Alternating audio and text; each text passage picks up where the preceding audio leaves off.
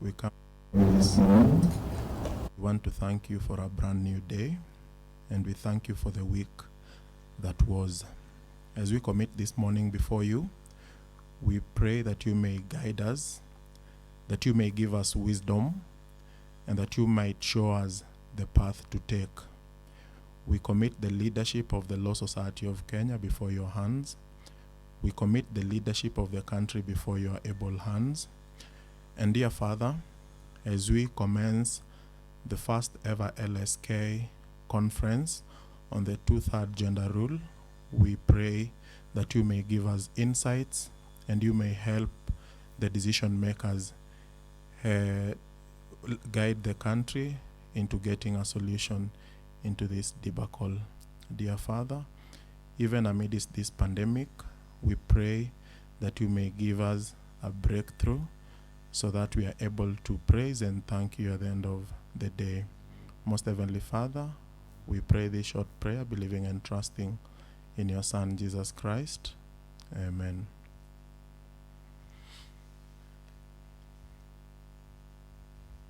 Thank you, George. We may take our seats.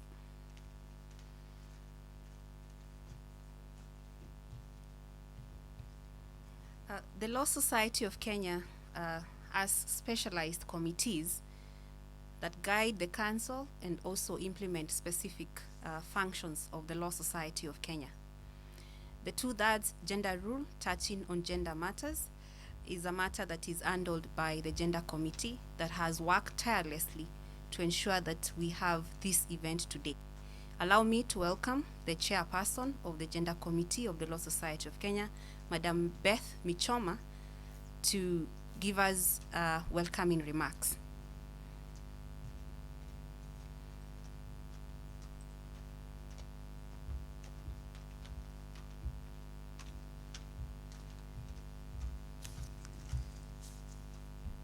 Thank you, CEO.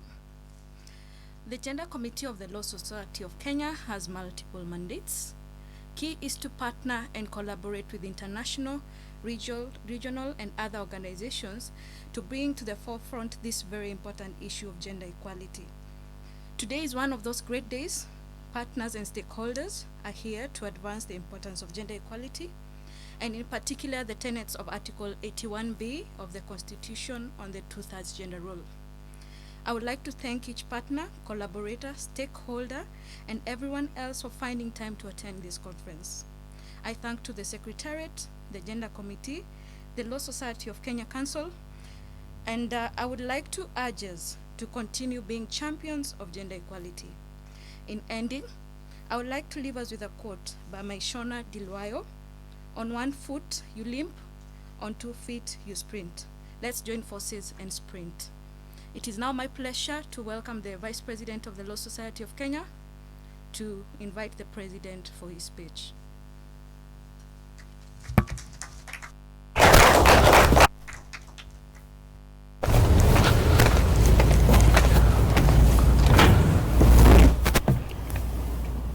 Thank you, Beth, the Presidents of the Law Society of Kenya, Council members present, our distinguished guests, members of the society watching us from wherever you are, and members of the public, members of the Secretariat, and any other member that is present in the room, good morning. It gives me great pleasure to be here, attending the first conference on the 2/3 gender principle. The idea of the 2/3 gender rule came to life with the new constitution of 2010. The brains behind this constitution foresaw that if one gender was overly represented in parliament, it could result in marginalization of the other gender. 13 or so days from now will mark the 10th anniversary of the constitution, yet this great principle of the 2/3 gender rule has not been implemented, and there is currently no clear direction in sight from the government on how this issue will be resolved. How can this major legislative task set by the Constitution have proved so hard for multiple governments and parliaments to tackle? Could this be by design? Should we make this a political issue? What should we do different? Ladies and gentlemen, allow me to invite the President of the Law Society of Kenya to set the stage for this important discourse today. Thank you.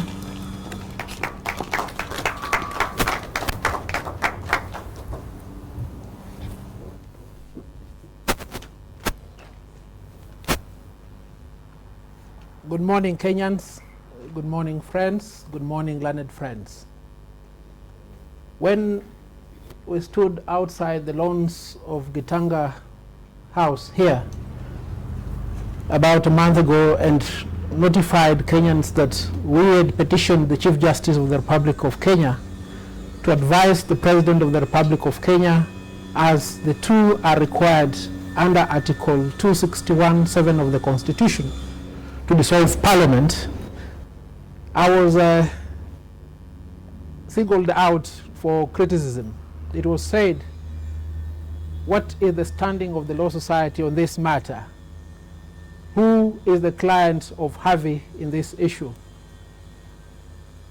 What is the moral obligation of the Law Society to demand that we have implementation of the 2/3 gender rule? Yet the Council of the Law Society of Kenya is not 2/3 gender rule compliant. Perhaps there is merit in that assertion, or there may be no merit in that assertion. Article 81 of the Constitution of Kenya requires that not more than 2/3 of elective members of any public bodies should be of the same gender. Is the Law Society of Kenya a public body? I think the Law Society of Kenya is a public body. I also think the Law Society of Kenya is an arm of government. I dare say it should be the fourth arm of government. And for that reason, I want to implore the Attorney General and our members of Parliament to ensure that the Law Society occupies its place as the fourth arm of government. And this should be done in two ways. First, the budgetary allocation of the nation must get to the Law Society of Kenya, because the Law Society of Kenya plays a fundamental role in upholding the rule of law and the administration of justice. The Law Society of Kenya participates in almost 80% of appointments to public offices in Kenya. And if that be the case, then I will undertake to ensure that the 2/3 gender rule is implemented in the Law Society. But I don't think there is any cause of alarm insofar as the Law Society of Kenya is concerned. Perhaps here at the Law Society of Kenya, we have surpassed the 2/3 gender rule in favor of the female gender. And it is for that reason, therefore, that the need to implement the 2/3 gender rule is more urgent now than before. Because the 2/3 gender rule is not specific to women. The 2/3 gender rule is intended to ensure equality and equity of representation. Because, as George said, this is the first ever conference of the Law Society of Kenya on the 2/3 gender rule. Perhaps the next conference will be towards ensuring affirmative action to balance and maintain an equilibrium 10 years from now, when the female gender will have occupied more offices in Kenya. And that is good. But what is fundamental is to implement the Constitution. In December 2012, the Supreme Court made two decisions. There was a majority decision and there was a dissenting decision. The dissenting decision by former Chief Justice Dr. Willy Mutunga was to the effect that the 2/3 gender rule must be implemented here and now. Why did he say that? He said so because he feared that if that was not the case then the parliament that will assume office as the first parliament post-promulgation of the Constitution suffered being in office unconstitutionally. The majority view was that the implementation should target 5 years from the date of promulgation of the Constitution, and that will have been the 27th of August 2015. I think the entire court was right, because come August 2015, the 2/3 gender rule had not been implemented. A month before, the High Court had been approached to consider this issue. And the High Court made an order that the National Assembly, Senate, and the Attorney General must take steps to ensure compliance. There was no compliance. By the time we neared the election of 2017, again, the 2/3 gender rule had not been implemented. This matter went back to court, and the court gave the last opportunity to the Parliament and the Attorney General to ensure that this fundamental aspect of the Constitution is implemented. And the High Court ordered that in the event that Parliament and the Attorney General will not have implemented the 2/3 gender rule, then the petitioners then before the court or anybody else will be at liberty to petition the Chief Justice of the Republic of Kenya to act as is required under Article 261 of the Constitution and advise the President of the Republic of Kenya to dissolve Parliament. As you are all aware, Parliament went to the Court of Appeal and challenged the decision of the High Court. What did the Court of Appeal say? The Court of Appeal said that Parliament has been reluctant to perform its duty. And this reluctance has been punctuated by excuses of lack of quorum. And the Court of Appeal said it is for that reason, therefore, that the people of Kenya deemed it fit to have an inbuilt mechanism within the Constitution under Article 261(7), which will enable the people assert the authority and the will as the sovereign. The Court of Appeal therefore dismissed the appeal by Parliament. Several petitions were lodged with the Chief Justice of the Republic of Kenya, asking him to perform his duty and advise the President of the Republic of Kenya to dissolve Parliament.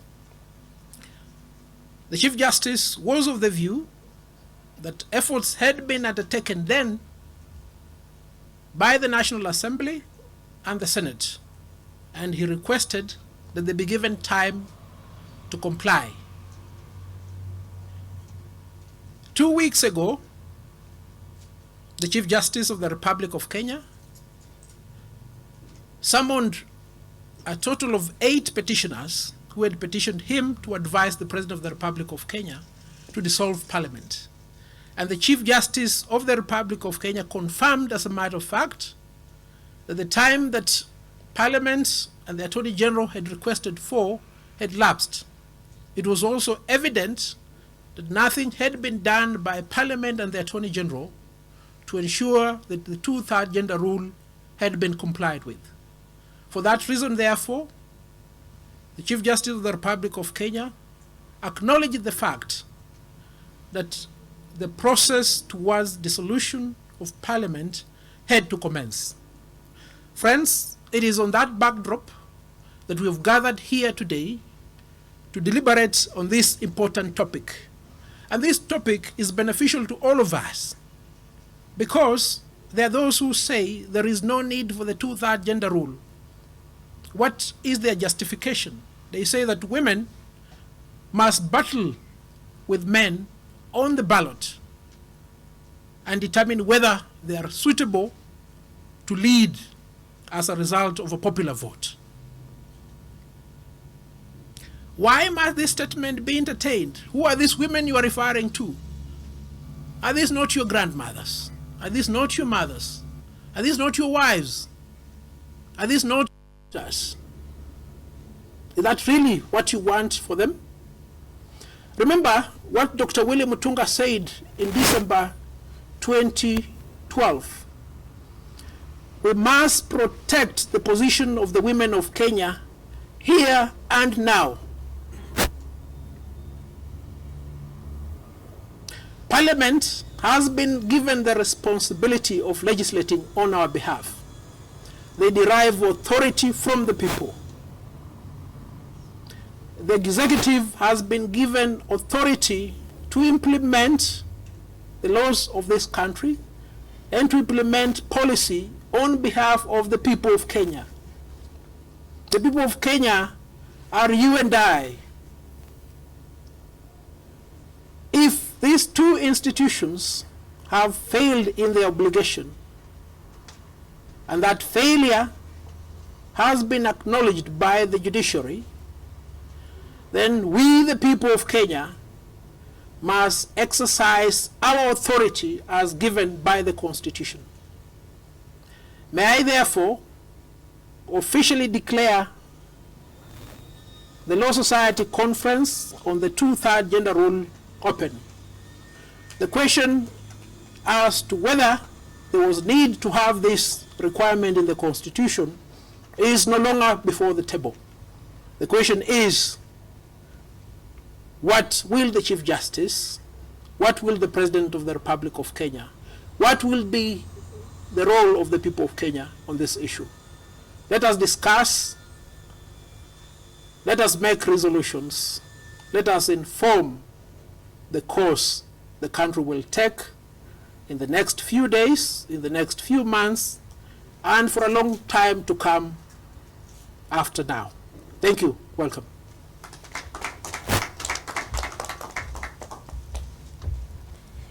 Thank you, President Nelson Harvey. Thank you, Madam VP, and thank you, Beth Michoma, for opening this wonderful historical conference today. This conference has been divided into 3 parts. We're going to have the first panel that will discuss the case for gender equality in Kenya and the ruling on the advisory opinion number 2 of 2012 in the matter of the principle of gender representation in the National Assembly and the Senate. We are then going to have a second panel that will discuss the journey towards implementation of the 2/3 gender rule in Kenya. And in the afternoon, we are going to have the third panel that will discuss the steps taken by Parliament to enact legislation to operationalize the 2/3 gender rule and the petition by the Law Society of Kenya and other actors to the Chief Justice of the Republic of Kenya to advise the President of the Republic of Kenya to dissolve Parliament. With us, we have eminent speakers, panelists, and we call on you to be with us throughout the day. There's going to be interactive sessions in between the panels. You will be able to ask questions, give feedback, both on the chat, and if possible, we'll be able to pick some of the members of public and our colleagues to give their feedback live. At this point, as we welcome our first panel, allow me to appreciate and recognize our partners who have joined us to make this conference a success. We have the Canadian Bar Association through supporting Inclusive Resource Development Project, which we call SIRD. We have the Global Affairs Canada, which supports the SIRD, and CREW. We appreciate all of you for accepting to partner with us today. Allow me now to welcome the moderators for this session. We have Madam Beth Michoma, Council Member, and the chairperson of the Gender Committee. Madam Beth, if you could wave. Welcome. And we have Bernard Ngetich Kipkoech, Council Member also. Wave. Welcome. And the floor is yours. Take us through this first panel.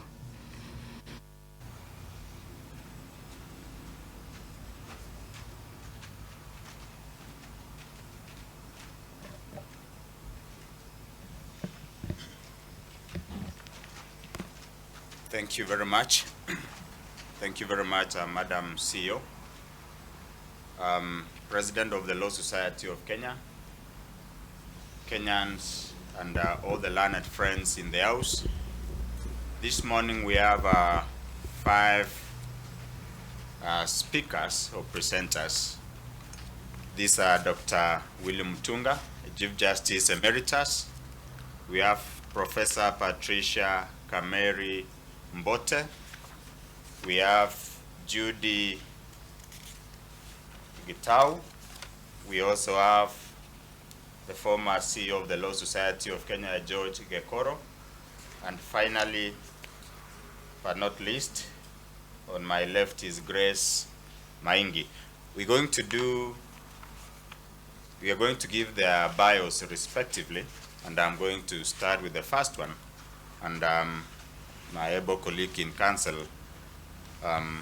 Madam Beth, is going to also introduce a number of these eminent personalities before us this morning. I'm going to give an introduction of the former Chief Justice, that is Dr. Willy Mutunga. And Dr. Willy Mutunga is the immediate former Chief Justice in the Republic of Kenya. I'm going to give a summarized bio. Dr. Willy Mutunga, Senior Counsel, EGH, is the former Chief Justice and President of the Supreme Court of the Republic of Kenya and Special Envoy of the Secretary General of Commonwealth to the Maldives. He's a holder of doctorate degree in jurisprudence obtained in 1992 from Oscode Hall Law School at York University in Toronto, Canada. His area of study was contracts. Dr. Mutunga obtained his Bachelor's of Law, that is a Bachelor of Honors, Masters of Laws degrees from the University of Dar es Salaam in Tanzania in 1971 and 1974, respectively. Dr. Mutunga is a former distinguished scholar in the residence Fordham University, member of Idea Law International Advisory Council.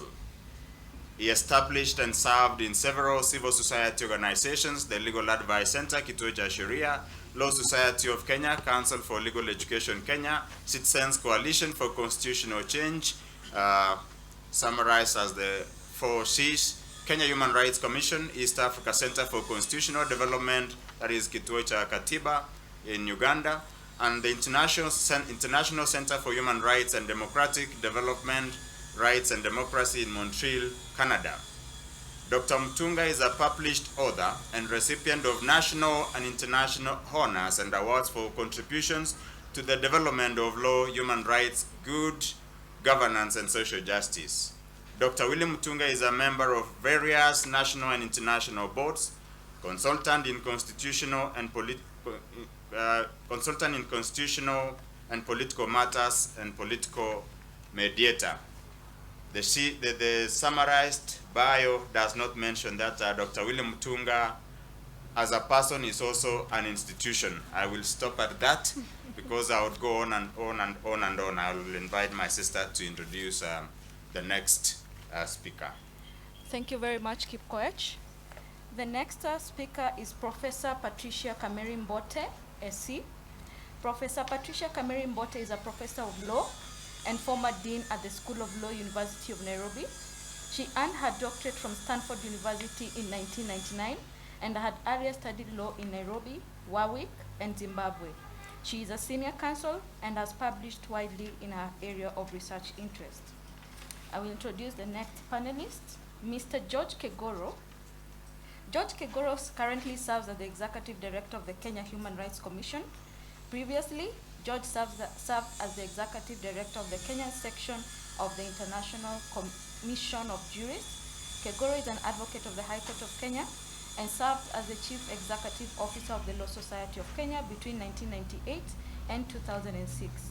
He is also a columnist at the Standard newspaper and is a regular commentator on public affairs in Kenya and the region. Back to you, Kipkoech. Thank you very much, Beth. Next is Judy Gitau, the lady seated on the right of Miss Beth Michoma, and you need to take note, this is not Nancy Gitau. There is Nancy Gitau, whom I think is not a lawyer. This is Judy Gitau. It's very important.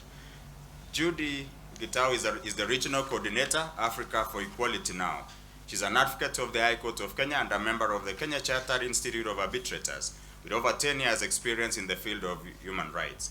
She read law at the University of Nairobi, underline read, and mastered in international human rights law at the University of Oxford.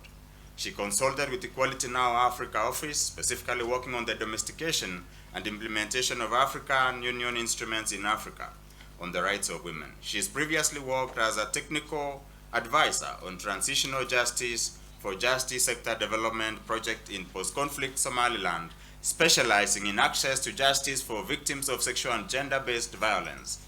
She's also worked as a program officer with the Kenyan section of the International Commission of Jurists, RCJ, managing projects that promoted accountability through prosecution of international crimes in Kenya and the Eastern African region, that is Rwanda, Burundi, Uganda, Tanzania, and Sudan.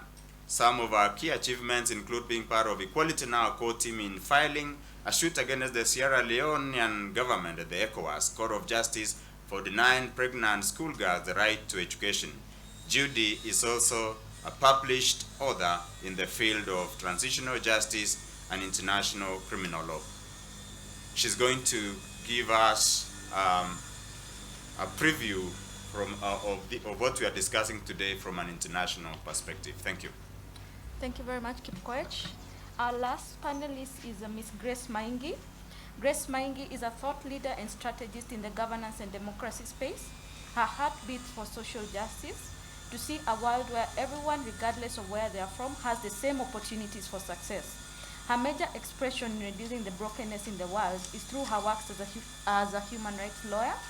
Over the last 20 years, she has worked in key roles at national, regional, and international levels, promoting public participation and civic education, human rights, access to justice, women's rights, public litigation, and transitional justice issues.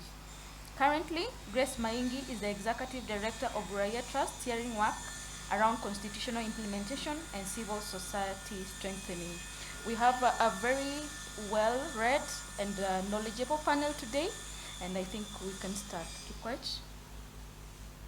Thank you very much. We are going to start straight away, and as a way of guidance, we're going to start.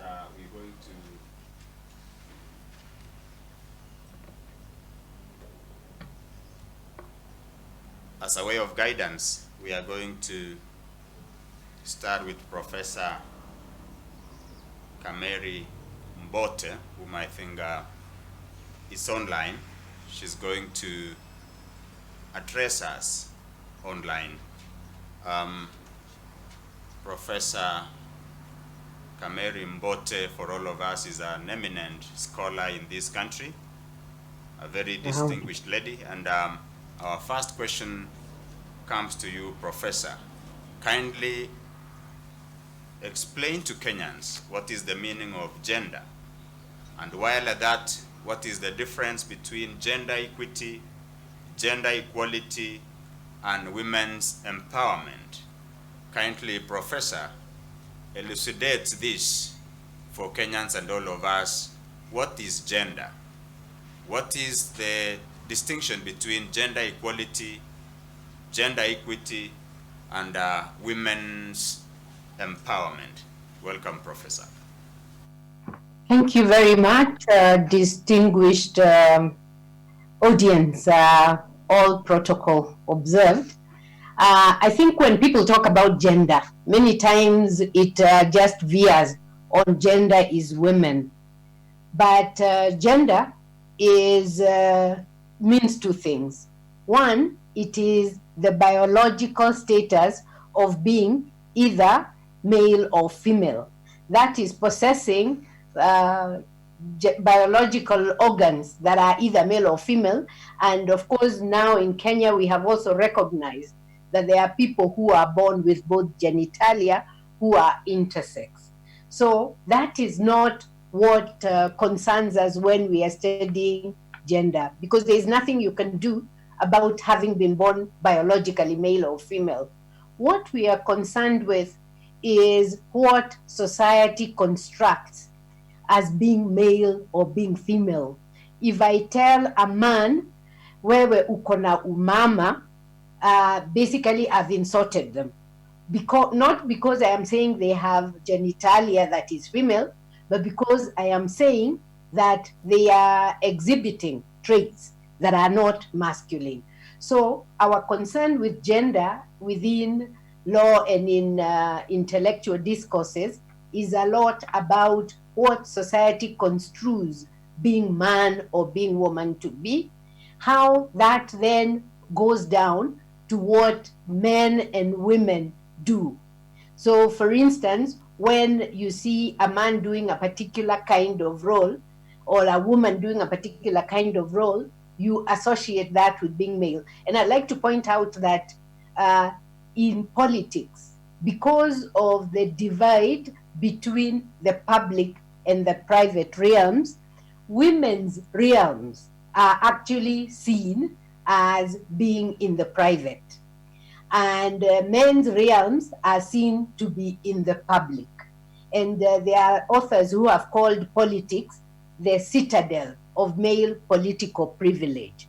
So when people are talking about the public, they are actually talking about where there is paid work, politics, the markets, that is the arena of male activity, which is masculine, it is objective, it is impartial.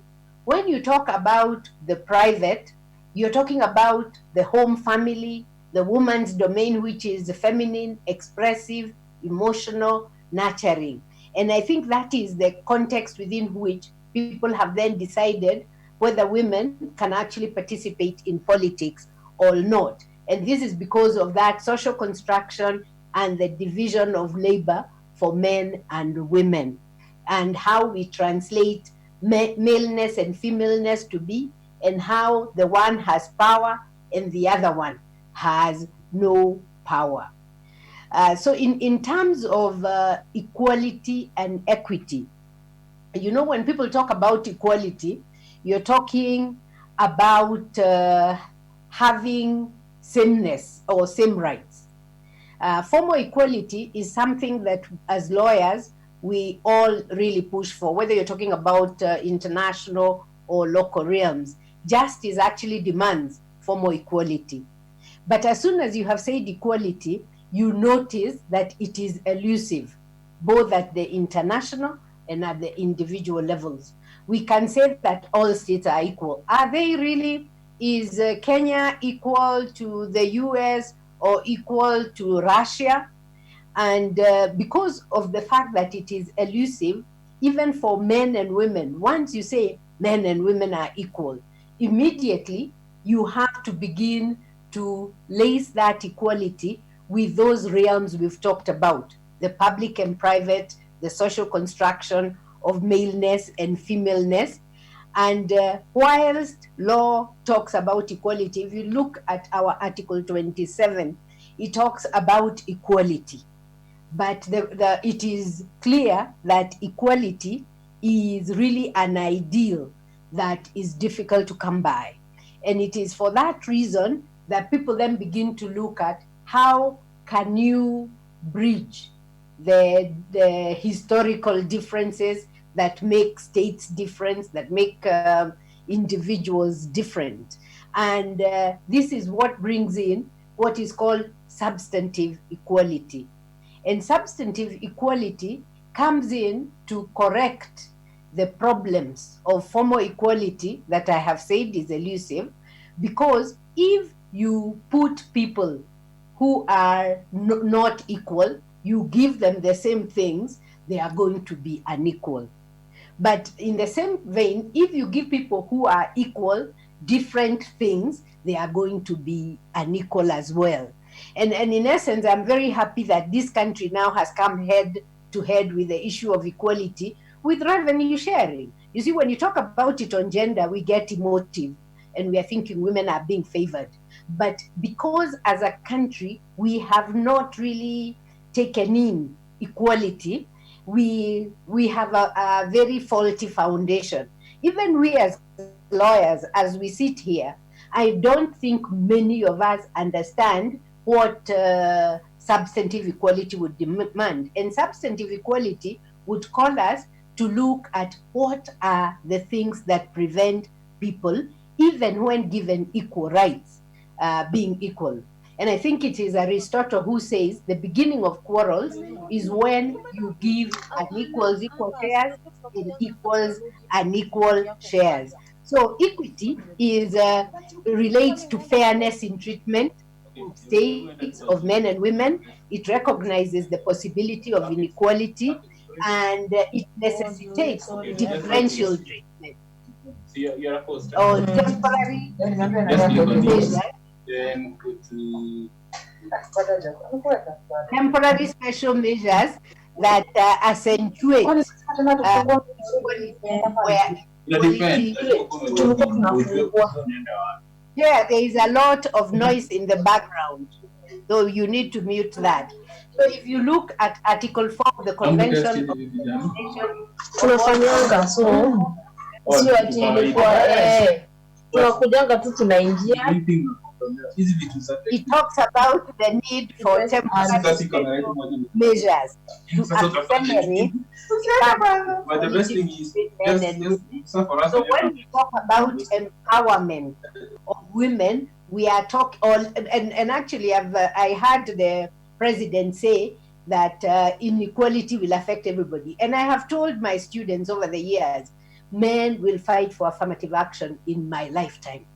I see that happening. We may have that little politics where men are at the top, but men are going to be fighting for affirmative action. If we don't have these temporary special measures, the men will have no basis for assaulting inequality. And I'd like to stop there and just say empowerment of women is not charity. It is actually creating a society that is level for all people, men, women, and even those who find themselves with both genitalia and are intersex. I thank you. Thank you very much, Prof, for that very incisive exposition. We shall come back to you. I hand over the mic to my good sister, Beth, to go to the CJ Emeritus. Thank you very much, Professor. I am being informed that Ms. Grace Maingi was also a former CEO of the Law Society of Kenya. So we are glad to have you with us today. My question would be to Dr. Willy Mutunga. We know that the role of the judiciary in entrenching gender equality is key. As the Chief Justice and President of the Supreme Court then, the court received a request for an advisory opinion on the matter of the principle of the gender representation in the National Assembly and the Senate. The ruling thereof called for a progressive realization, but my Lord, then you dissented. You actually stated that the argument that the two-thirds gender rule requires progressive realization flew into the face of the history of struggle by Kenyan women. I thus, my Lord, ask you to give me a history behind your dissent in the advisory, and to also talk about the falsity of progressive realization. Dr. Mutunga?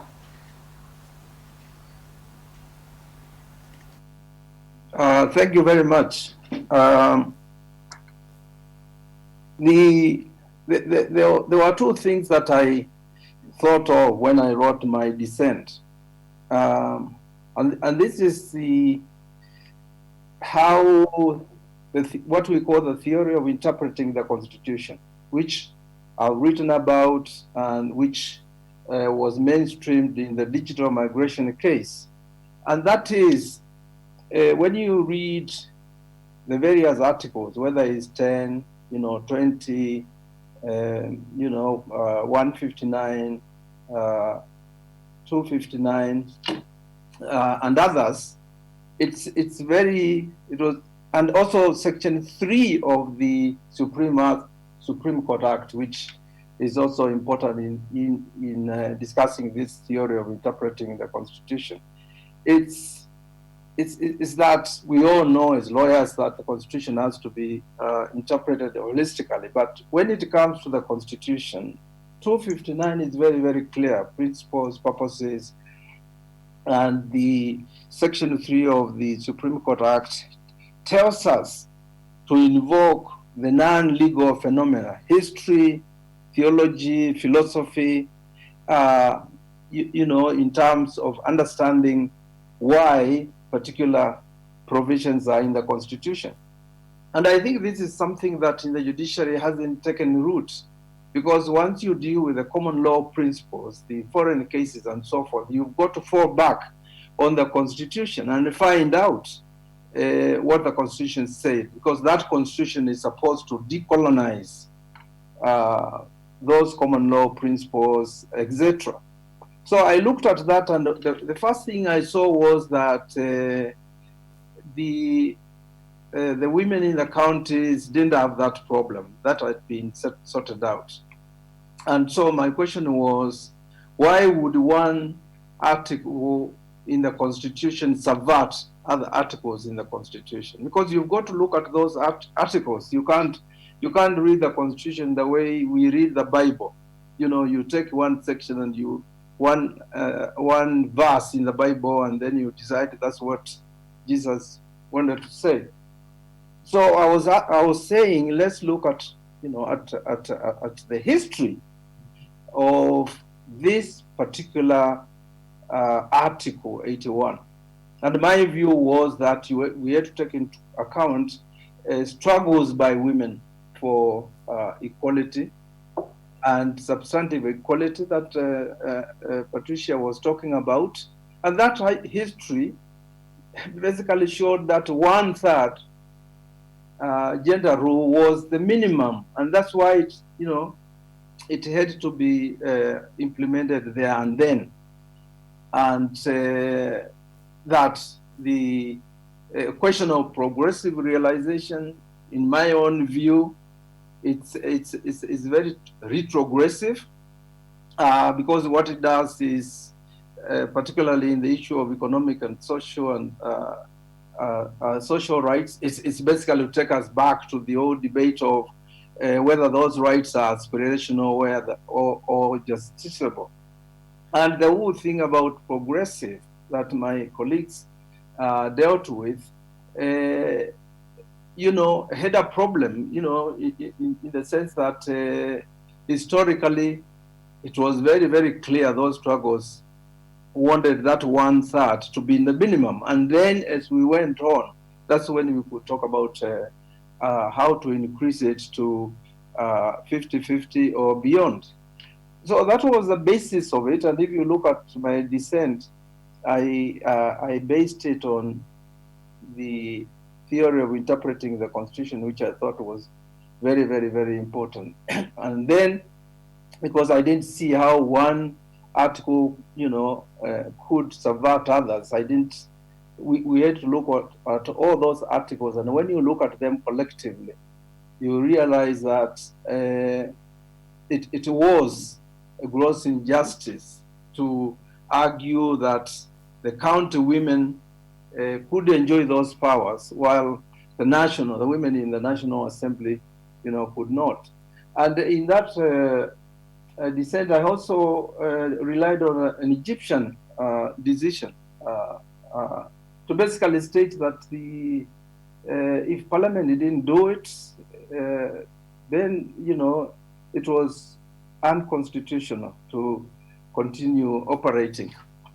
And I think the last thing I wanted to say is, I think the President Harvey has given us a great legal background, and he ended with a fundamentally political question, which this conference has to deal with very seriously: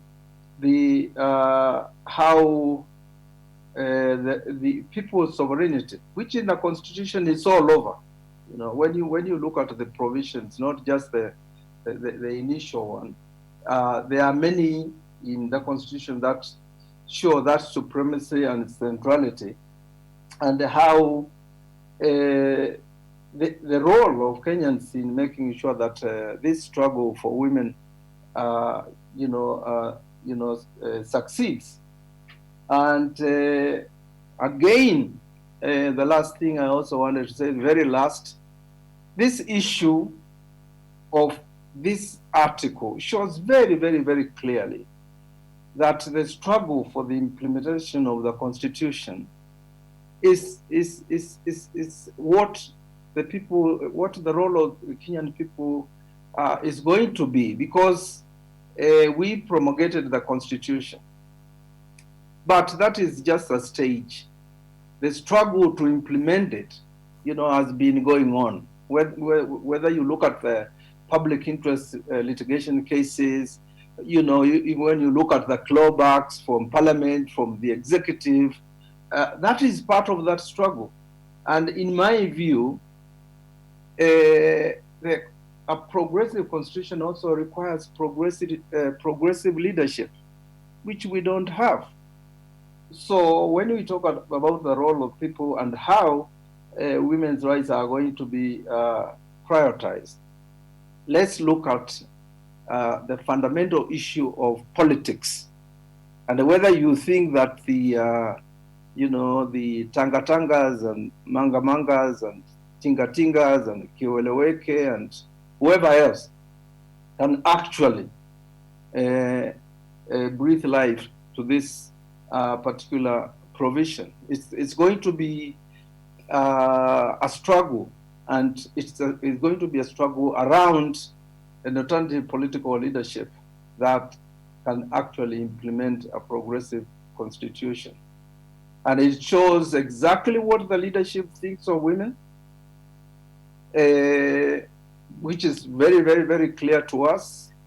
And we also have to glorify what the various, women movements say, that, and the women in parliament, the resistance. We have also to glorify the resistance that has gone on, and not just basically ignore that resistance that it still continues. Thank you very much. Dr. Mutunga. I will now move to Mr. Kegoro. Equality between men and women is entrenched in our constitution and various treaties that Kenya is a signatory to. As such, everyone has a right to equally participate in our democracy. Why is gender equality synonymous with human rights, Mr. Kegoro?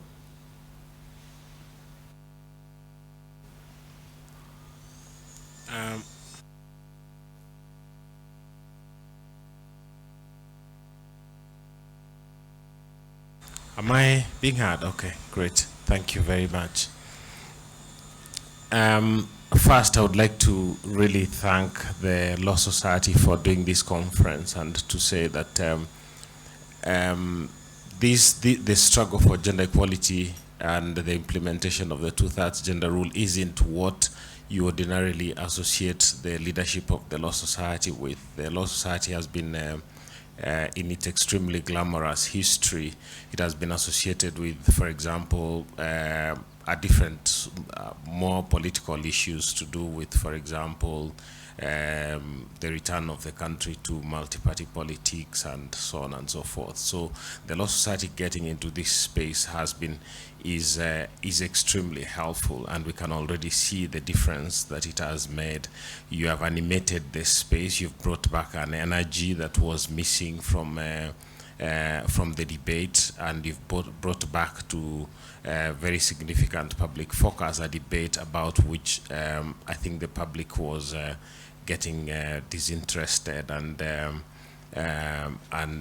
about which there had been no political energy. So I would like to commend President Harvey, you and this council. You've exhibited exemplary leadership of the nature that we need at this time, and we are behind you and support you fully in the things that you're doing and in the difficult work that lies ahead of all of us.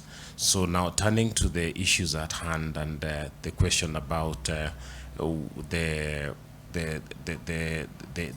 why women's rights are, what was the question again? Gender equality is synonymous with human rights. Why is gender equality synonymous with human rights? Because I think it goes back to what Patricia had already talked about, that all forms of equality, the basis of rights is equality.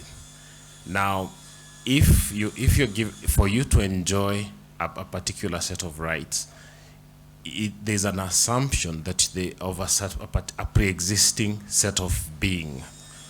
If you don't have a pre-existing set of being, then the capacity to enjoy and to express and to exercise those rights is very greatly hampered. Gender equality is not the only form of equality that the Constitution recognizes and protects. You've got other forms of impairment or other forms of inequality that constitute a significant amount of concern. For example, there is economic and social inequalities. There are there are inequalities to do with the persons who face disability. But the idea about gender equality is important because women are, and the female gender constitute half of the population of humanity. So you couldn't speak about human rights and the debate about equality if you don't also address how that has affected half of the population. Patricia also talked about how these spaces have been divided. The public, which is, she said, is objective. It is where it is the male domain, and this is where decisions are made on a basis that that is predictable, that is right. And then there's the private, which is the space that women have been understood to occupy, and which therefore is made on a basis that is less than objective, that is made on a basis that is emotional, and made on a basis that is at one level, therefore, sort of on the part of the objective, it is sort of a contemptible realm. It is the less important of the two realms, because that which is objective, that which holds society together, is where it really matters. Unless you get the two worlds to meet, and the whole idea about human rights is to say that this construct that says that one is objective and one is subjective, one is important, the other is unimportant. How could you have a society where one group of people occupy and populate the unimportant plane, and another set of people occupy and control the important plane, and you get society to achieve its collective objectives? It is not possible, and for that to happen, unless there is a marriage of the two. And the whole discourse about gender equality and the whole discourse about human rights, therefore, seeks to create a fresh understanding and a fresh approach to the separate discourses in relation to men and women and the third gender that Patricia talked about. Thank you very much. Thank you so much, Mr. Kegoro. Members of the public, you can engage us on Twitter on #DissolveParliament. Back to you, Coach. Thank you very much, Beth and George. I now pose my question to Judy Gitau. You heard the president of the Law Society of Kenya, Nelson Avi, saying that as it is today, the Law Society of Kenya has 10 strong council members, 10 of them female council members, against 3 male council members, George, the president, and myself. Agenda 2063 is Africa's blueprint and master plan for transforming Africa into a global powerhouse of the future. In particular, African countries are committed to being the best performers in global quality of life, measured by putting in place various strategies, but most important, gender equality. Nowhere else is the aspect of mutual interdependence between gender equality and development as direct as Agenda 2063. From your roles as an organization, having appraised the law from the Kenyan perspective and international perspective, tell us what we need to do now to realize gender equality as a country now, as the CJ Willy Mutunga Emeritus said in 2012. Thank you very much. All protocols observed. Allow me to begin where indeed the CJ stopped. We need to, let me step back a little bit and acknowledge everything that all the previous speakers have talked about. Let's not forget that this discussion, whilst we're talking about 81B, is really housed in Article 27, which speaks about equality before the law. And so where we are talking and saying that men and women need to enjoy equality before the law, then this right is civil political. And therefore it was perhaps a bit odd that the advisory opinion provided that this equality before the law needs to be realized progressively. The application of progressive realization on the global and even the regional scale is one that is applied for social economic rights. And even in that realm, we're increasingly moving towards having those rights realized now. And where they're not being realized now, the state needs to show reasonable steps towards actually realizing it, where such steps are monitored by the court. And so let's start from that point. So what do we then need to do to realize equality before the law for women? the court and indeed the country need not create a new will. For purposes of Article 27 and therefore 81, we need to know that our Constitution borrowed heavily from international norms and standards. And 81 and 27 are drawn, shall we say, from both the Maputo Protocol, that's the protocol on the rights of women, the protocol to the African Charter on Human and People's Rights on the rights of women, and it's also drawn from CEDAW, the Convention on Elimination of All Discrimination Against Women. And so instead of reinventing the wheel, we can borrow from the general comments or from the recommendations of the bodies that enforce or interpret these international instruments and then localize them for ourselves. By that I mean that with CEDAW, specifically Article 4, we have General Comments 23 and 25, which we can refer to. Allow me to go a little bit deeper. With regards to Article 23, General Recommendation 23, there's a proper explanation that when we want to realize political participation for women, then it is a three-step process. Step one is to ensure we eliminate any provisions in law that on the face of it discriminate against men and women. And so in this case, we can say our Constitution has provided for that, where we're saying not more than 2/3 of any gender would enjoy, and for purposes of 81B, would be the majority in the legislative assemblies. And so we cannot have more than 2/3 of any given gender. But then the application of this particular provision needs to go further from formal to substantive. And in the substantive, we have the special measures or other measures. And indeed, when you read 27, it does provide that there's need for the government to put in place legislation and other measures. What are these other measures? This is where we talk about programs, we talk about strategies, we talk about policies, which will bring to life, which will, shall we say, will realize this particular provision. But it would seem we're still held up at the legislative phase.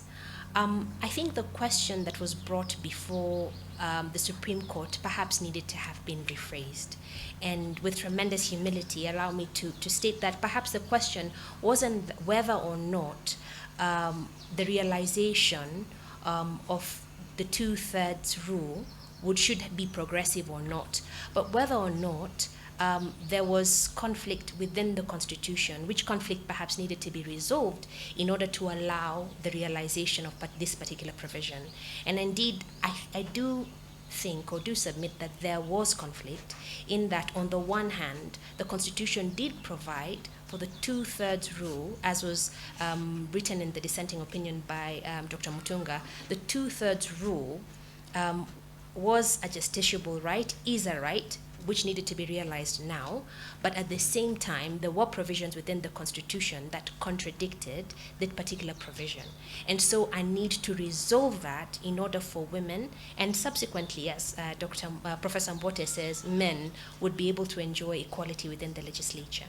And so what then do we need to do? Back to your question, we need to resolve this conflict.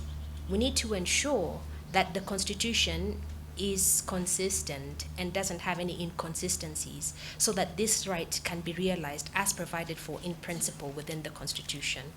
We then need to go further as provided in the Constitution, because it's one thing to say that we need to have 2/3, but we need to understand, as Professor Mbote initially told us, that women are not in political positions or in leadership or in elective positions because of, shall we say, gender, and gender being a social construct, how it is we are viewed in society, what our role is deemed to be in society, our access to resources within society, and therefore, other than the legislation, the substantive equality will come when the other measures are put in place, these measures being programs, strategies, and policies to enable societies move away from these social norms that do not allow women to realize their full right to be in political leadership and to be in leadership spaces. Thank you.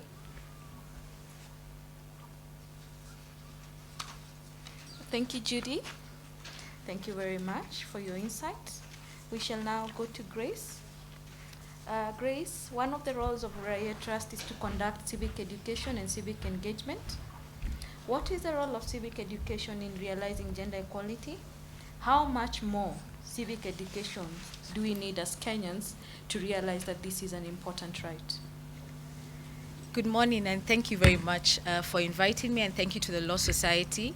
I want to join George in just congratulating the Law Society for putting centrality to this conversation, but more importantly, in seeing the importance of us marking the 10th anniversary of the Constitution. Now, the reason why I'm smiling is your question about how much more civic education do Kenyans need. But let me take us a little bit back.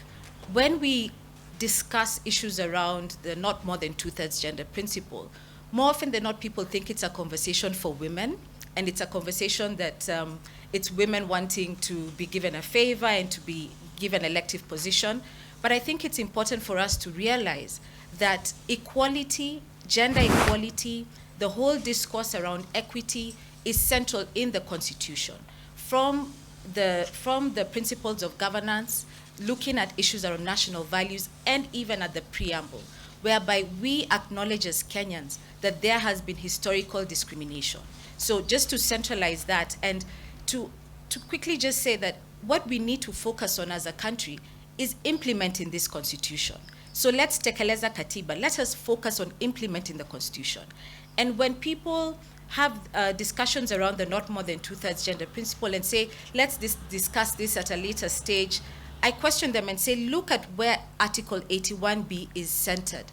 It's within the electoral principles.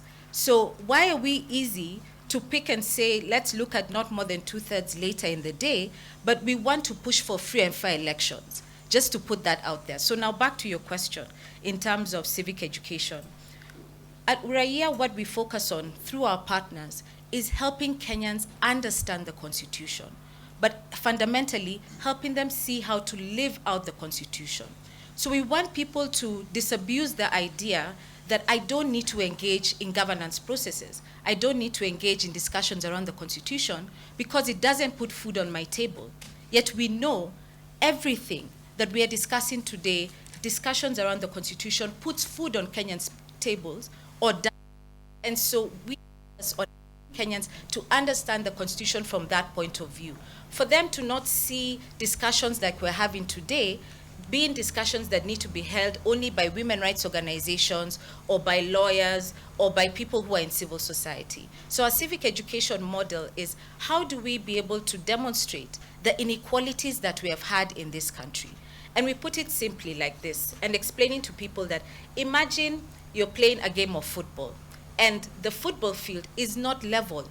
There's one team which the football field actually slants towards. This team needs to still be able to score in the goal. How will you be able to do that? You must level the playing field. And that's what our civic education does, is to help people to picture and to visualize the historical discrimination that has been there, what the Constitution seeks to do, leveling the playing field, to enable a fair game to happen. So do Kenyans need more civic education? It's a continuous process. It's like asking ourselves, do we need to continually learn and understand things? Yes.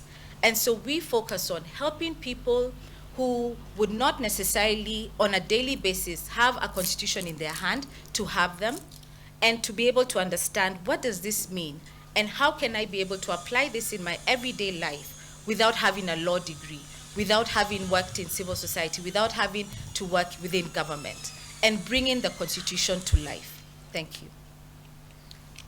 Thank you so much, Grace. Good question. Thank you very much, Grace. We go back to CJ Mutunga. I have seen in the meeting online is our own Joyce Majiwa, Senior Counsel. I can also see Honorable Millie Odhiambo. I can see President, when you contest in Kenya and you don't get a seat, you remain with the title. I can see President Martha Karwa, some of our very eminent ladies. Back to CJ Emeritus. We're talking about 10 years later, after the Constitution of Kenya was promulgated. We've seen declarations, we've seen very critical orders emanating from the superior courts in this country. With all this, nothing much is happening in reality. Professor Mbote, in her initial address, told us that she's very apprehensive that in her lifetime, the boy child in this country is going to agitate for human equality. Dr. Willy Mutunga, I'm told he could be offline. I don't know. As we wait for CJ Emeritus to come back, this is the question that we're asking ourselves. What should be the next course of action? With all these decisions from the Supreme Court, we've been to the Court of Appeal, we have about 2 decisions emanating from the High Court in this country. We've had our conversations across about, is it time for a revolution by the boy child and the girl child together? Because as we've seen, this is not about the girl child. This is about humanity in this country. That is the question that Dr. Willy Mutunga Emeritus is going to answer when he comes back online. I hope he comes back. As we wait for him, I will pass the mic to my sister Beth to go back to Professor Patricia, Kameri, Mbote. Thank you so much, Kipkoech. This question goes to Professor Patricia Kameri Mbote. There has been research done on the benefits of gender equality. And can you perhaps enumerate what were the findings and what are the benefits of gender equality from a local, global, and global perspective? Professor Mbote? I think having gender equality is beneficial because if you have, I think the 2019 census indicates that women are 500 more than men. So we have women as 50.5 and men are 49.5. So if we have a country that is moving on just 49.5, when you're not bringing along the 50.5, there is a problem. So in essence, I would say that the world over, it's been established that gender equal societies actually fare better than gender unequal societies. Just look at the way in which countries have dealt with the COVID-19 pandemic and see the societies that are gender equal, nay, led by women, have actually dealt with the pandemic better because of the fact that they don't just look at the public and leave out the private, but they bring together the public and the private. In our context, the fact that women are supposed, when they are operating in the private, to shun the public, and when they are in the public, to shun the private, means that there is a space in our local development that we are leaving out. And maybe on this issue that Council Member Ngetich raised about being apprehensive, you know, we are not all agreed. Let's be honest. We are not all agreed as lawyers and even as a country that gender equality is a good thing. We like the Constitution, but we don't like all its provisions. I think it's Okoth Ogendo who said that Africans like the idea of a document called the Constitution, but they do not want to leave the ethos of constitutionalism. So in essence, there will be a lawyer ahead, behind, beside, speaking against gender equality. So is it so difficult to agree that equality, equity is good for our country and actually to go with it? Because we as lawyers are actually the chief priests and priestesses of lawlessness in this country. If there is no equality, it's we. And I am happy that the Law Society of Kenya is now taking on this baton. Thank you. Thank you so much, Professor. Keep quiet. We are told that the CJ suffered some power outage and is probably trying to make his way to this physical meeting. I hope, Bwana Mbithi, this is not a function of the deep state. There is something now called the deep state.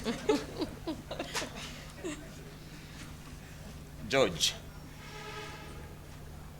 there is this talk.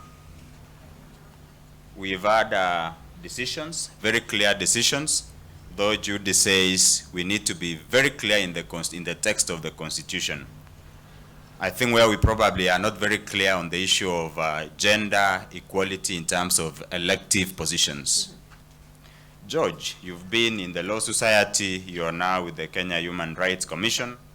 In 1913, Britons, through Emmeline Pankhurst, had to go to the streets to ensure that the right of women to vote was granted. I don't know whether it was for granting or it was inherent in them. Is it time, George, that Kenyans took drastic action, going to the streets, taking the Emmeline Pankhurst approach of a revolution for purposes of realizing Article 81B of the Constitution? Kindly suggest a straight and narrow path to gender parity in Kenya.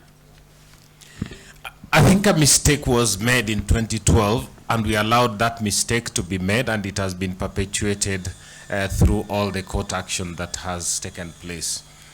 What happened in 2012 with the Attorney General going to court with an advisory opinion about Article 81 amounts to this. It amounts to parents who ordinarily who have a piece of land which they till and cultivate and grow maize or whatever food they feed their families on, and that means there's food for that year. Then on the following year, the parents don't go to the land at all. They just sit at home, and they know, of course, there will be no food because they didn't try to take efforts to put food on the table. Instead, they go to the chief and they ask the chief the question, Mr. Chief, does hunger kill children? How does it kill children? You are a wise man, Mr. Chief. If children are not fed, if people are not fed, what will happen with families that don't have food? Can you elucidate to us about the effects of hunger and that kind of thing? That is exactly what we did in 2012. We had the Constitution 2010. None of it is self-implementing, not a single clause. All the Constitution does is it declares norms, it declares processes. The rest of it is for human beings to sit together and figure out how to carry it forward. The human beings responsible for implementing the Constitution, including the provisions on gender, did nothing and behaved like this family that did not go to the shamba to till, instead turned up at the chief and told the chief, you are wise, tell us, does hunger kill? Of course, hunger kills. That's what the chief will tell you. And the chief will tell you that what you should have done instead of coming here is you should have gone to the land and produced food for yourselves. The Attorney General and the leadership that he was representing in court, instead of taking the political action necessary to figure out how to manage the provisions to do with the gender equality, he rushed to court to say, how does this work? Whatever you do, and what in these arenas that we've selected, which is the judicial arena, it will never give us the results we need. The results we need have got to take place at the political arena. That is where leadership is needed. That is where communication is needed. That is where budgets are needed. That is where implementing legislation is needed. That is where a public attitude that this is important is created. Because there's a public attitude that if you don't hold elections in a particular year, there's something really, really wrong. And that attitude moves us to prepare for elections. We've never failed to prepare for elections. Elections don't create themselves. We sit down and bring all the parties necessary together to prepare for those elections. And then we have elections. Now, we prepare for elections in this particular case, minus the inconvenient aspects to do with gender equality, because we don't think that is important. But we think elections are important, and we move mountains and budget and leadership to ensure that we prepare for them. So but we can't win this battle in the judicial arena anymore. It belongs to the political arena, and it belongs to political leadership. If that political leadership is absent, and it is absent, then it belongs to the realm of people organizing themselves and taking action that makes the political leadership recognize the fact that this is an important problem that has to have their political attention and leadership. Thank you very much, George. Friends, even as we continue with the discourse, let us have the questions coming. We are going to have a question and answer session after this. Thank you. Over to you, Beth. My next question is to Judy. What are the chief obstacles in Africa to the entrenchment of Agenda 2063 in achieving greater gender equality, juxtaposed with the Kenyan challenges? Thank you, Beth. I mean, I think I'll start where George has stopped. The first, of course, is lack of political will. As Prof. Mbote said, there is no consensus across the piece that gender equality is good for us. First, because it's, again, assumed that gender refers to women, and so women being given, quote unquote, particular positions. And so first, there's a complete lack of political will. But this political will, lack of political will, is entrenched in our social norms, in the sense that our view of the role and the space for women.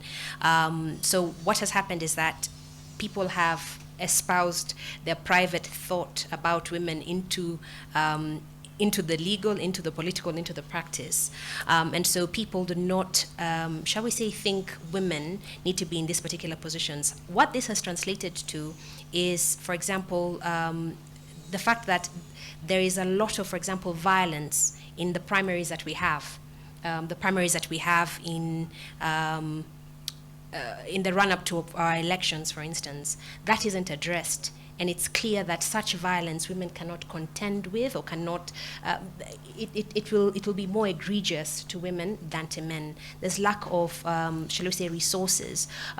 We know that a high percentage of resources within this country are not particularly owned by women as opposed to men, and resources are required for purposes of engaging in the political space. And so when there is a call to equity, a call to level the playing field, a call not just to set up specific seats in order to have women get into these spaces, then the response is we are equal, but we're equal in law, but not necessarily in substance. Allow me to refer to countries that have actually managed to get to a space where women can engage, and then you will see how it is they've managed to address those challenges that we've talked about. Countries that have managed to get there have addressed it along three major routes. Either one, there is special seats that have been reserved for women. And this is not far out. This is done in Uganda, for example, our neighbor, and has been done successfully to the extent that they have better female representation in elective seats than we do, and yet we claim to be perhaps more democratic, more politically aware, and more litigious, for that matter, than our neighbors. The second is through multi or mixed member proportionate representation. And elements of this particular system is within our constitution when we talk about political seats being reserved under Article 91 of the Constitution, where you have political parties having in place seats, not seats, having in place party lists, which lists then can go hand in hand with elective posts to ensure women are actually represented within Parliament. And so there are different measures that can be used under affirmative action or special measures, whichever way you refer to them, bearing in mind that these measures are temporary to the extent that women are then able to engage in the political space and are able to then compete in a fair ground. not to mention that these other things that were holding them back need to be addressed as women are benefiting from the measures. And just to state that a lot of the laws and measures that are put in place have a gender-neutral language to the extent that women can then benefit. But should there come a time when we have, for example, 90% male representation in Parliament, and then those same measures kick in to ensure that everybody within the society enjoys to the full extent possible their rights. And so whilst a lot of these restrictions or measures are social in nature, these social norms, social issues have crystallized to the extent that are found in law, are found in practice, and are hindering women from being able to fully realize their right to political participation. And so I need to not only actively transition them through special measures, but also I need to actively address these issues at the heart of it. Thank you, Judy. Keep quiet. Thank you very much. We come back to Grace Maingi. Grace, being the person on the ground, encountering on a regular basis some of the bottlenecks against gender equality, gender equity, could you kindly enumerate specific bottlenecks against gender parity in Kenya? And if you could, prefer a clear, practical way out. Thank you very much. Seated here in the middle of the city, it might be hard for us to picture what women, men from different spheres of life go through. But, you know, have this picture with me. A woman from Samburu who is faced with challenges of accessing water, accessing basic health services, is expected to compete on the same level as a man who has access to resources to vie for political office. So I put that very stark comparison to paint the picture of the reality of Kenya.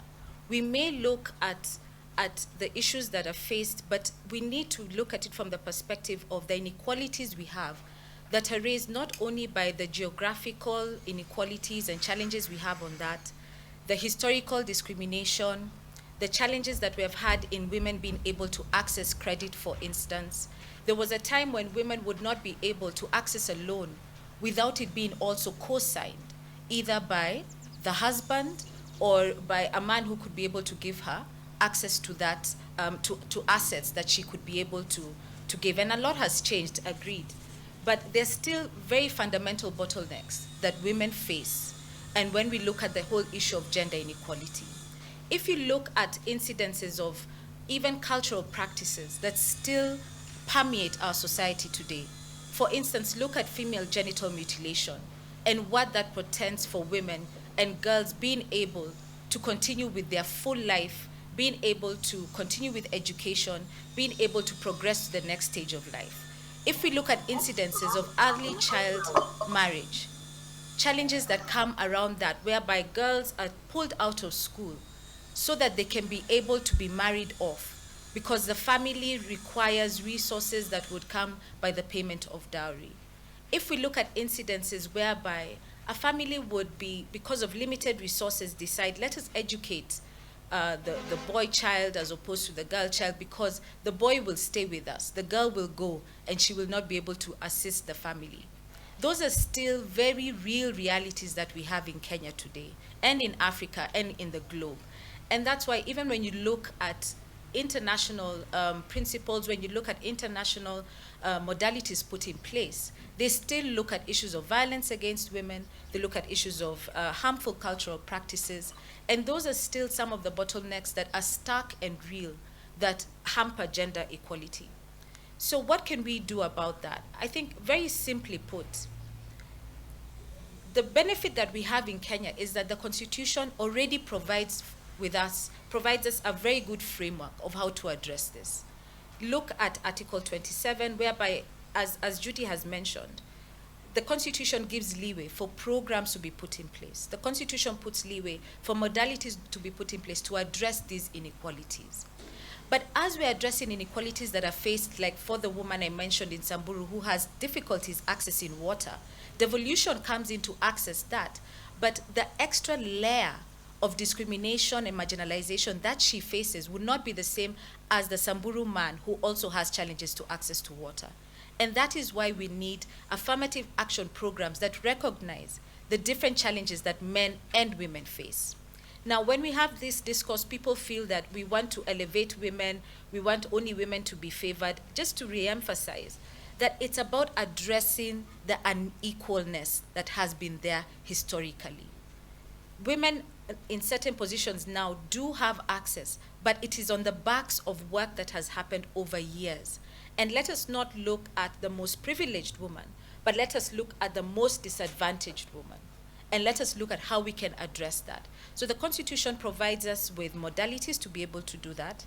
The challenge we have, like has been reiterated, is around full implementation, is around ensuring that we look at these issues from a gender lens and looking at it in terms of the specific discriminations that different people will face.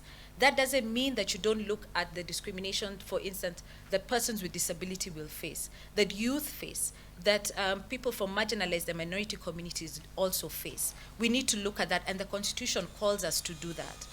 The challenge is that we feel that women are now going to overtake, and that's where we lose in this discourse. Yeah, thank you.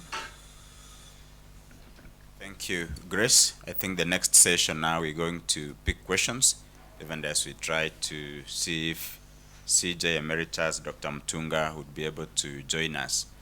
We have questions which have already been sent to us. We are going to put them to you. As we do that, we will also open up so that those of us who are online may post questions to us. I can see online we have former Vice Chair of the Judges and Magistrates Vetting Board, Roslyn Odede, who is also a member of this council. I have already seen Jerotich Say, and so many others. You're most welcome. We continue to engage, and more importantly, to get our way out of the current situation under Article 81B of the Constitution of Kenya. Beth will start us off. Thank you, Kipkoech. We have a question for Professor Kameri Mbote, and this member asks, does the Constitution and enabling laws and the political context allow for substantive equality? Professor?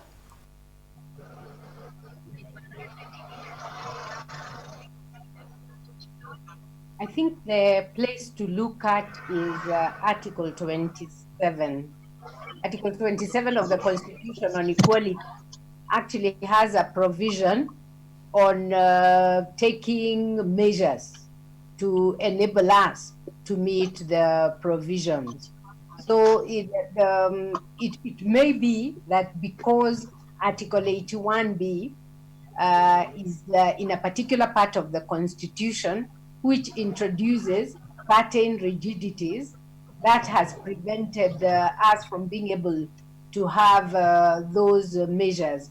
But you know, my belief is that you cannot enforce good manners and civility through law. If we not, as a country, believe that having women and men having equal opportunities, and where women have not been able to participate or men have not been able to participate, introducing the special measures, you are not, I don't think however many laws you have, you are ever going to achieve this. Because somebody has asked, can we have gender equality without a constitutional amendment? I would actually say absolutely yes. If we were committed to gender equality, our political parties, which are the altars of male political privilege, would actually also have women running. Look at the places in where women have been supported by their political parties. They have succeeded. So if we were committed to the principle of gender equality, we would actually achieve it. But law, I think law has provided for it. It has tied our hands at Article 81. in the parliament because of giving us the numbers and almost making it impossible to have gender equality without adding numbers to the set ceilings. But we do have the measures if we were committed to following through with them. Is a direct question to George. Article 10 of the Constitution enshrines or requires of all of us, organs of government, individuals, state officers, public officers, to ensure that this Constitution is implemented. George, somebody has asked you a direct question. What is the extent of constitutional compliance within civil society in terms of the 2/3 gender rule, including your own organization, Kenya Human Rights Organization? You have the right, George, not to answer any question that is uncomfortable to you.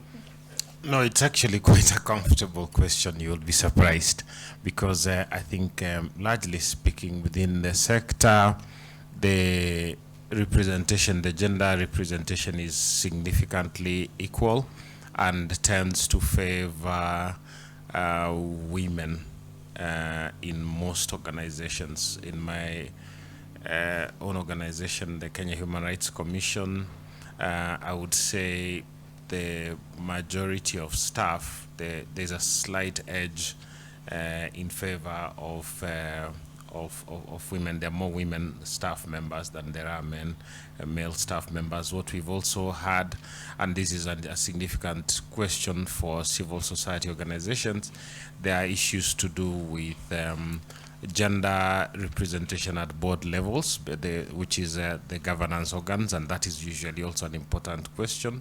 And they usually there's got to be a realization and deliberate action to ensure that, and I would say that also in our particular organization we have achieved and maintained that. It's not the only types of diversity. I think gender is not the only type of diversity that organizations strive for. Our organizations also reflect the problems that our larger society in this country have. We have challenges meeting ethnic diversities. We have problems meeting religious diversities in our organizations. So those are issues that are important also to talk about. How are those types of practices represented? But I would say that we try to put ourselves to the same standards as we demand of the public space where we all meet. Thank you very much. Thank you, George. We have a question for Grace, and it says, isn't this the right time to speak about gender equity and not equality, since the boy child is being silently neglected? Thank you very much. Just to explain, maybe for those who were not able to catch Professor Mbote's explanation about equity. Equity, and specifically gender equity, is looking at how do we, it's sort of the vehicle that gets us to equality. So it looks at addressing the past injustices that have been there and carries us to equality. So the question in terms of, isn't this a good time to address also what is being faced by the boy child, is a valid question. I think what we need to focus on as a society is how do we ensure that at any given time we are conscious of the past discrimination and we are conscious of the current discrimination, and how can we ensure that opportunities are there for either gender. And that is what is premised within the Constitution, ensuring that opportunities are there regardless of whether you're born male or female. So we shouldn't look at this as a competition between the boy child and the girl child. It is far from it. They are all children. What we need to look at are what are the systemic injustices, the systemic challenges that we have within society, not only in law but practice, policies that are in place and practice that are ensuring that there's this disconnect between the ideals we have, the visions we have for our children, and the actual practice. So I would move away from that discourse, but to point us to addressing the systemic challenges, the root causes of inequalities that we face, because there are inequalities that persons with disabilities still face. What have we put in place in ensuring that they can access transportation in a way that they can be full members of society? We haven't still addressed that. So we shouldn't see that, we shouldn't have a tunnel vision of saying we're only looking at this, we can't look at that. We are able to look at all these systemic and root causes and be able to address them. And the premise of that is, do we have good policies in place, good leadership in place? Are we following through what we espouse for ourselves in the Constitution? And that requires a complete change in our mindset and in our practices as Kenyans if we want to live out the full benefits of the Constitution. Thank you. Thank you. Back to you, Judy. Judy, a question is posed. Considering the circumstances of our constitutional architecture and design, where we already have women representatives, should we be talking about gender equality or gender equity? Even as we do that, somebody is worried that the boy child is getting neglected every day. Look at that question together with the right to elect one's person of choice, whether to Parliament, to Senate, the political rights under Article 38 of the Constitution.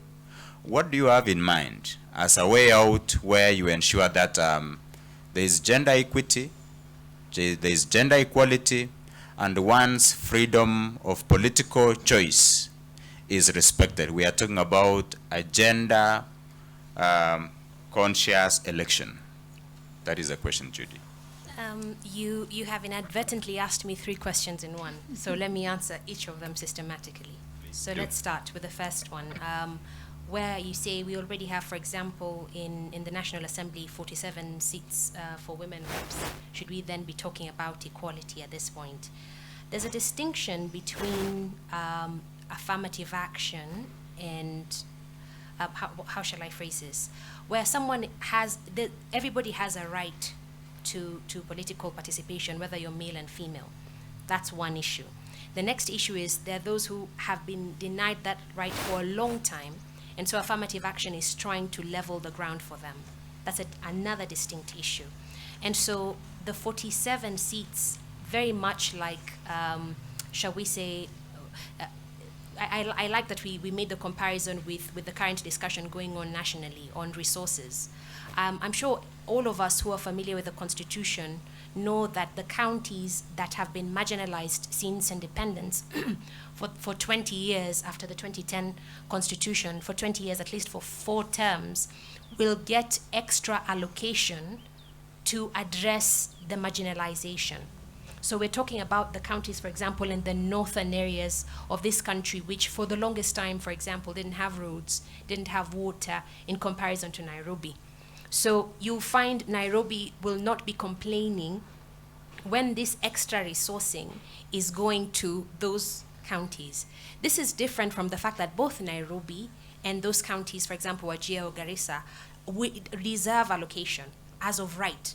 So these are 2 distinct issues: the monies to bring them to the same level and the monies due to them as of right.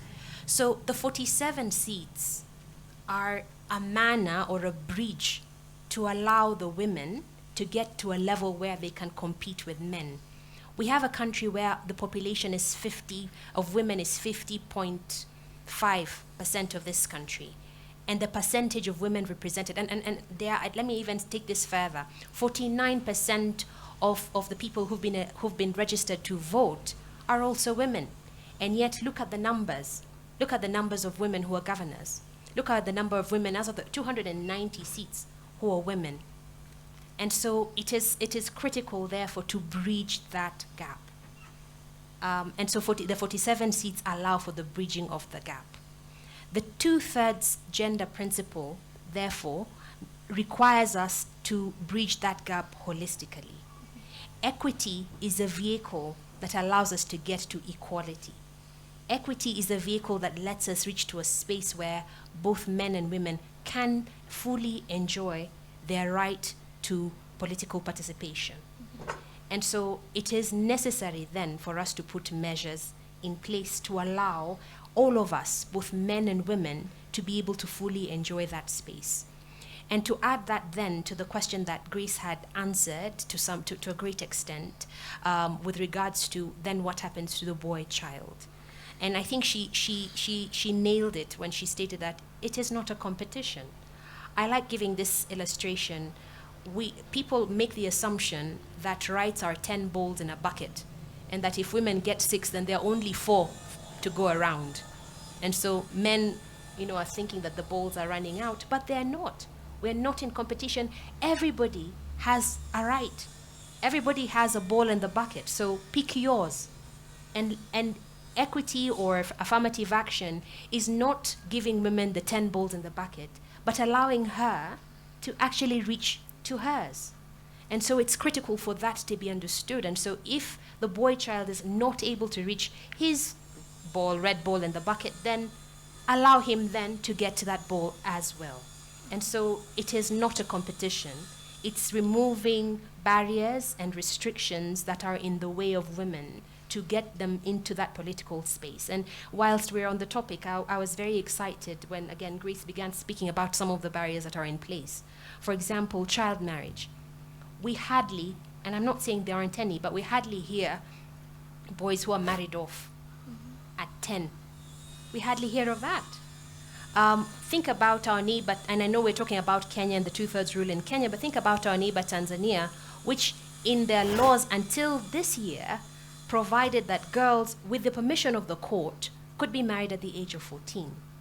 Now tell me, that 14-year-old with her male counterpart who's 14 will by 15 be saddled with a child, by 16 a second child, by probably 17 has fistula. Before that, she hasn't finished education. How is she able to then stand up and wind up in parliament where she then can legislate for the right to education? It's no wonder, for example, in that country, we now have a ban on pregnant girls attending school altogether, never mind that a girl at 14 has been saddled with pregnancy in the first instance. And the circumstance is no different in Kenya. We live in a bubble in Nairobi. The circumstance is no different in Kenya, in Samburu, and in other areas. And so it is critical that these measures are allowed to enable that girl to be able to reach her full potential, not to the exclusion of the boy, but her own pathway to be able to reach her own potential. Thank you. Thank you very much, Judy. Thank you very much. Back to you, George. George, you came out, like all the speakers, very clearly and said, we have a robust constitution in Kenya that provides for gender mainstreaming. It has provided very clearly for gender equity and equality. You even said the process of going to court in the first instance was superfluous. Nonetheless, we've gone there. They have confirmed through the advisory opinion that the issue of gender mainstreaming in this country was something that could not be adjourned, or if it was to be adjourned, it should have been done by the 27th of August 2015. So much has been said. We have the law, we have decisions from the court, they are unanimous that this is something that has to be implemented.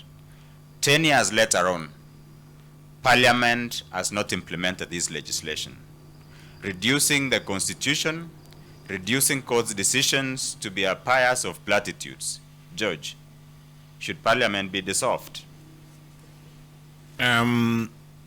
Chief Justice Maraga will go down as a courageous Chief Justice as a result of what happened in 2010 when he led the Supreme Court in the nullification of a presidential election. I think he can do one more act of courage before he retires next year, and that act of courage would be to advise on the dissolution of Parliament. If that happened, it would then create the necessary political seriousness about this issue. If there was no parliament, then everybody would come together. It would concentrate the mind, the collective mind of the country as to what needs to be done to solve the issues that, to address the issue of gender equity in this country. Solutions would be found, the will to come together to discuss and to manage or to find a way to implement the constitution would suddenly clarify itself. And the moment has come, because that is what the constitution says, and the Chief Justice has had this on his table for a long time, but he hasn't had a good moment to, I mean, it isn't something that he has specifically concentrated on. The moment has come for the dissolution of Parliament. Thank you very much. Thank you very much, George. Ladies and gentlemen, that marks the end of the first session. As George has summarized very aptly, we agree with all the presenters and all the views that have come, that perhaps it's time to dissolve Parliament so that we go to the very basics. Basics are in Article 27 and Article 81B of the Constitution of Kenya. Thank you very much. We shall be guided on the next session by Mercy Wambua. Thank you very much, our panelists. We most sincerely appreciate you.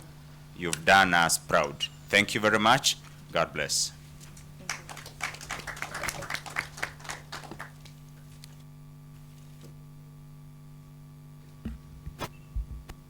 Thank you to our moderators, Mr. Bernard Ngetich, Beth Michoma, for leading this excellent panel today. I would like to appreciate all our panelists, Dr. Willy Mutunga, Professor Mbote, George Kegoro, Judy Gitau, Grace Maingi, former Deputy CEO of the Law Society of Kenya. We will be moving to our second panel, and I'll be asking our panelists who are here physically to kindly give space for the next team. If we could appreciate them with applause. And as we wait for the next panel to join, I hope Professor Patricia Mbote is still online. If you are, there is a hot question that has been posed to you. If you could allow me to ask you the question on what is the role or the role that culture has played and or continue to play in influencing the current voting pattern that we experience in our country and indeed in Africa and maybe also the whole world. Why we are discussing this is because women are not being voted into these elective positions. So is there a role that culture has played and continue to play? Thank you very much. Yes, culture plays a big role in gender relations. Having said that, culture is lambasted as not a good thing. But we are a country that accepts our culture as a source of law. Where culture prevents us from moving, I think that is where law comes in. Gender equality is not something that will be discussed through tables where people are agreeing. It is something that has to be forced by law. And if law does it and then we don't follow up with what Judy Gitau was talking about, the strategies, the policies, then we actually then make the culture that is anti-women be the one that goes. If culture prevents women from being voted in, we must come up with strategies for ensuring that the constitutional provision for equality is met. And this we must do because our law, our constitution at Article 2.6 allows for legal pluralism, which includes cultural norms, but those cultural norms must be subject to the tenets of the Constitution. Thank you, Professor. We indeed appreciate you for finding time to join us, as well as all the other panelists who've been with us during the first panel discussions.